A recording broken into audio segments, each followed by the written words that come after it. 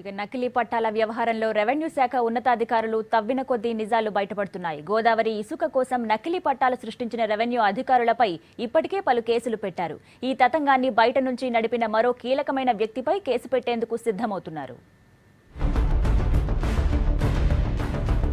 జైపూర్ మండలం నర్సింగాపూర్కు చెందిన తాటిపల్లి శ్రీనివాస్ నకిలీ పట్టాలతో ఇసుక సప్లై చేసిన కేసులో పోలీసులు రెవెన్యూ అధికారులు సీరియస్ గా దృష్టి పెట్టారు. బెజ్జాలకి చెందిన రాజేశ్వరరావుకి 8 ఎకరాల భూమికి తన భార్య పేరున నకిలీ పట్టాలు సృష్టించాడు శ్రీనివాస్. అందుకోసం మాజీ ఎమ్మెల్సీ ప్రేమ్ సాగర్ రావు సహకరించారు. ఈ పట్టా సాయంతో రాజేశ్వరరావు భూమిలోని ఇసుకను శ్రీనివాస్ అక్రమంగా తరలించాడు.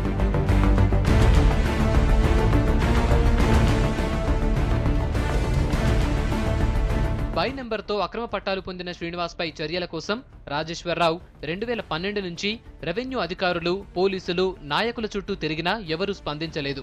ఈ మధ్య మంచిర్యాల ఏఎస్పీ విజయ్ కుమార్ కు పిటిషన్ ఇచ్చి తనకు జరిగిన అన్యాయాన్ని వివరించాడు. దాంతో స్వయంగా విచారణ జరిపిన మంచిర్యాల ఏఎస్పీ విజయ్ కుమార్ శ్రీనివాస్ తో పాటు ఆయన భార్య Shobharani, retired MRO Hanumanthu, VRO Suresh పై కేసు బుక్ చేశారు. అక్రమ పట్టా వ్యవహారాన్ని తెరవెనక ఉండి నడిపించిన ప్రేమ్ సాగర్ రావు పైన దృష్టి పెట్టామని, ఆధారాలు దొరకగానే అరెస్ట్ చేస్తామన్నారు ఏఎస్పీ. ప్రేమ్ సాగర్ రావుని సంప్రదించి ఇట్లా నాకు భూమి కావాలి, మీరు భూమి ఇట్లా ఇప్పించండి, పట్టా ఇప్పించండి అని సంప్రదిస్తే ఆయన అప్పుడున్న ఎంఆర్ఓకి ఇన్స్ట్రక్షన్ ఇచ్చినాడు.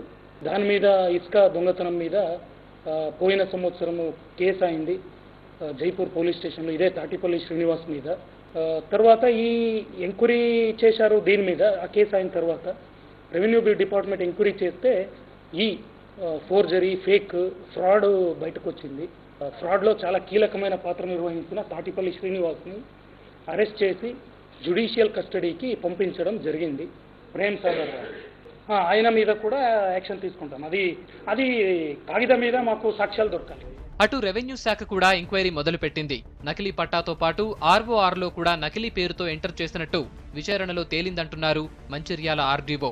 ఈ వ్యవహారంపై తాటిపల్లి శ్రీనివాస్ తో పాటు రెవెన్యూ అధికారులపైన కేసులు పెట్టామన్నారు.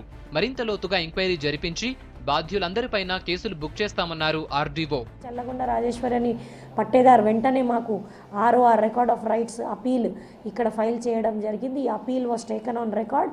తర్వాత వితిన్ అ పీరియడ్ ఆఫ్ 2-3 మంత్స్లో ఆ అపీల్ పిటిషన్ కూడా ఇతర ఆపోజిట్ పార్టీకు నోటీస్ ఇచ్చిన తర్వాత డిస్పోజ్ చేయడం జరిగింది. కోర్టులో కూడా అన్ని రికార్డ్స్ చెప్పడం జరిగింది. ఏదైతే వీళ్ళు దొంగ పట్టాలు సృష్టించి వీళ్ళ పేరు మీద పట్టా మార్పిడి లేని భూమిని వాళ్ళ పేరు మీద పట్టాగా చూపిస్తూ ఆ ల్యాండ్లో శాండ్ తీయడం జరిగింది అనేది కూడా కోర్టు దృష్టికి తీసుకురావడం జరిగింది.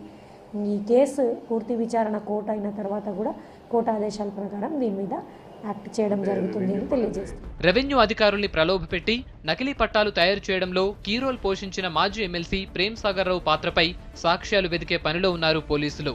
ఆధారాలు దొరికితే ఎవరినీ వదలబోమని పోలీసులు, రెవెన్యూ అధికారులు చెబుతున్నారు.